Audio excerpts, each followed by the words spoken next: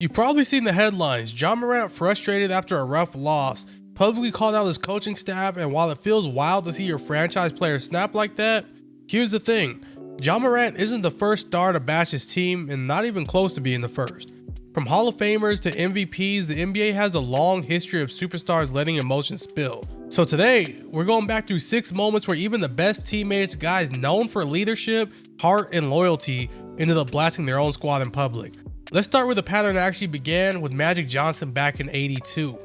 Now, Magic Johnson is known as one of the most upbeat teammates in NBA history. Always smiling, always passing, the literal definition of making everyone better. But early in the 1981-82 season, Magic was done. The Lakers had just won the title 2 years prior, but things weren't clicking under head coach Paul Westhead.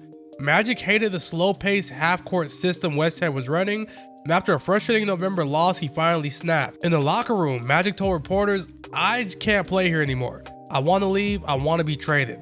That line hit LA like an earthquake. Imagine your 22-year-old finals MVP saying he's ready to walk, not because of teammates, but because of coaching.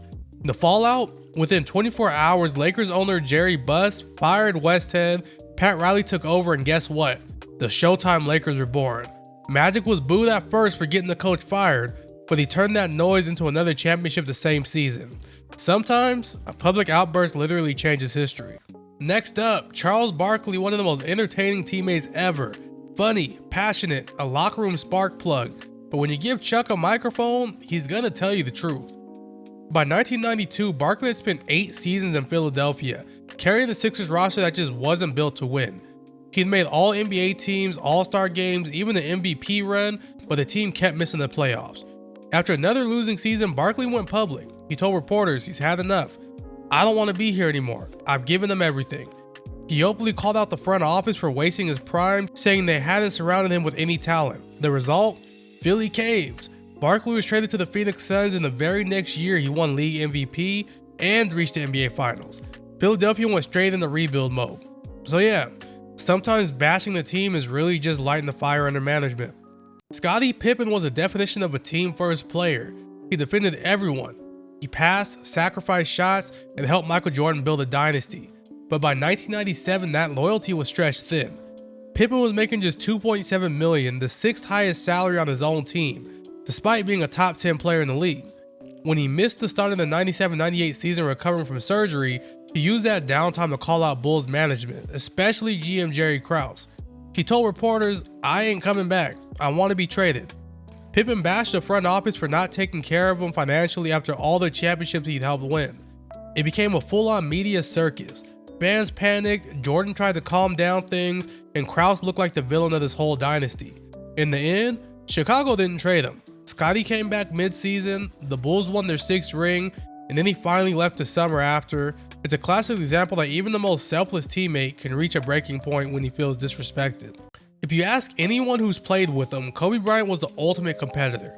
He demanded perfection from himself and his teammates, but he also demanded it from his front office. Fast forward to the summer of 2007, Shaq's gone, the Lakers are stuck in mediocrity, and Kobe's furious. He's watching his prime slip away with a roster that includes Smush Parker and Kwame Brown. So he takes it public. In interviews, Kobe says, "I'd like to be traded. Yeah, there's really no other alternative." He accused GM Mitch Kupchak of breaking promises and complained that the Lakers weren't trying to win. A leaked video even caught Kobe Bryant criticizing young teammate Andrew Bynum and venting that LA should have traded him for Jason Kidd. It was ugly, the most dedicated Laker ever, openly questioning the organization. The Lakers refused to trade him, and when the season started, they traded for Pau Gasol mid-year. Kobe locked back in by 2008, they were back into the finals. So his frustration turned to fuel, but that summer proved that even the most Laker-for-life guy had a boiling point. Jimmy Butler's known as the ultimate competitor, a grinder who drags teams to win when they really shouldn't be winning. But in 2018, his time in Minnesota showed the darker side of that intensity.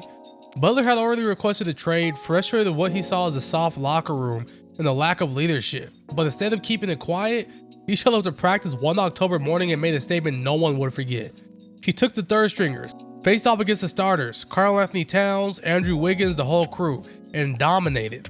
He was screaming the whole time, pointing at GM Scott Lathan, yelling, "You effing need me, Scott. You can't win without me." Then he walked straight out and sat down for national TV interview in the same day, telling ESPN that yeah, everything that happened was true. and that it was all about passion. The Wolves canceled practice the next day. Within weeks, Butler was traded to the Philadelphia 76ers. It's one of the most chaotic examples ever of a star publicly torching his team and somehow turning it into a power move. James Harden has been one of the most creative geniuses on the court, one of the best offensive players of our generation, but he's also become a symbol for what happens when a star is trapped in a situation that's going nowhere. In January 2021, after a few ugly losses to start the season, Harden stood at the post-game podium and dropped this bomb. "We're just not good enough. I love this city. I've done everything I can for this situation. It's crazy. I don't think it can be fixed." This was the moment everyone knew he was done in Houston. Teammates like John Wall and DeMarcus Cousins called him out for disrespecting the locker room. The next day, the Rockets told him to stay home. 2 days later, they traded him to Brooklyn. Then 2 years later, it happened again in 2023. Harden publicly called 76ers president Daryl Morey a liar at an event in China twice and said he'd never play for the organization again. The NBA fined him $100,000 and Philly shipped him to the Clippers a few weeks later. Twice in 3 years, Harden took his frustration straight to the public, and twice it forced a trade. When you look at Ja Morant's situation today, a young superstar venting about a bad night, throwing shade at his coaches, is not new. The names change, the uniforms change, but the pattern stays the same. Even Magic, Barkley, Pippen, Kobe, Jimmy, and Harden, 6 of the most competitive players in NBA history, all reached a point where emotion spilled over and respect turned into resentment. Sometimes it sparks change, sometimes it burns bridges, but one thing's for sure, every era has its moment when a star says enough. And right now, Ja Morant just is living out the next chapter of that story.